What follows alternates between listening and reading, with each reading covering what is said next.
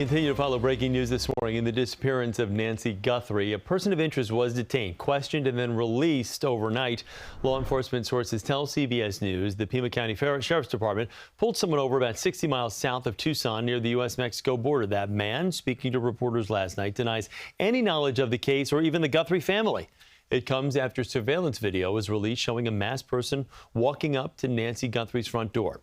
For more now, we're joined by national security analyst and former FBI agent Scott Curtis. Scott, good to have you here this morning. So lots of developments in the past 24 hours here. Let's start with that person of interest. What would have made law enforcement interested in him? What kind of questions do you think they asked him before releasing him last night?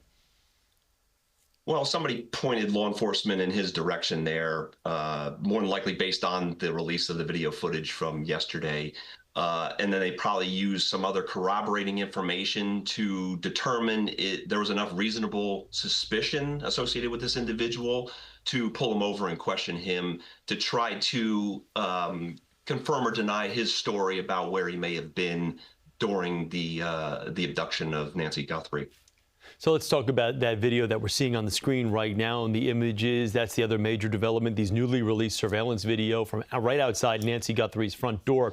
The person in it almost fully covered, as you can see. But what can investigators learn from this? They can learn a lot. I mean, even though he went through great lengths to try to conceal his identity, there's enough identifying information there about height, the build, shoe size, clothing, the backpack. There's enough leads there for law enforcement to considerably narrow their focus, although it's not very, very specific. It's specific enough, and especially if a family member or close personal friend of this individual, they can easily identify him based on what we saw in that video. We just need to incentivize them now to make the phone call and give that person up. It took a long time to get these images out to the public. Why do you think that is? We're day 11 right now. I think there was some misunderstanding about the technology that Nancy Guthrie had at her residence there. We were led to believe by law enforcement for days that she didn't have a subscription or an account that would retain video footage from that Ring doorbell cam. But as investigators went back to Google and pursued possibilities with that technology, it just goes to show you that a lot of our lives are being recorded and we're not even aware of it. There seems to be so many unknowns here, and Nancy now has been missing, as I mentioned, for 11 days. Where does the investigation go from here? I think a lot of people, especially if you're following online and you're following special reports, you see a person of interest gets brought in last night. You're thinking, okay, we're close. But now it seems as though we're kind of not back to square one, but that was probably a missed opportunity last night. Well, yeah, there's different avenues investigators are going to go down right now. One avenue is going to be sorting through all the tips that are being called in to prioritize those of greater credibility here.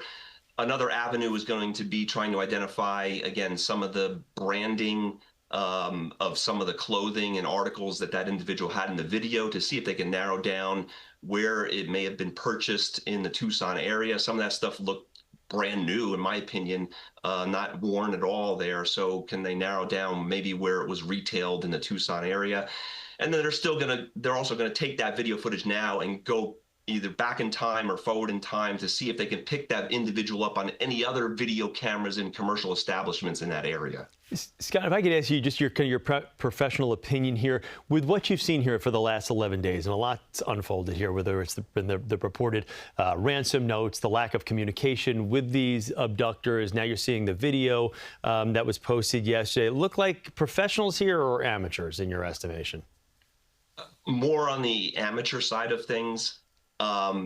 If you look at the level of sophistication that individual is displaying on that video, where he's trying to use plants, flowers to cover up a video camera, that doesn't equate to the level of sophistication we're being told in these ransom notes. So I don't think there's a connection there. Got it. All right, Scott, thank you very much. Always good to talk to you. Thank you. All right, stay with us for continuing coverage on this search for Nancy Guthrie. We're going to bring you the very latest details on the air and online at cbsnewyork.com.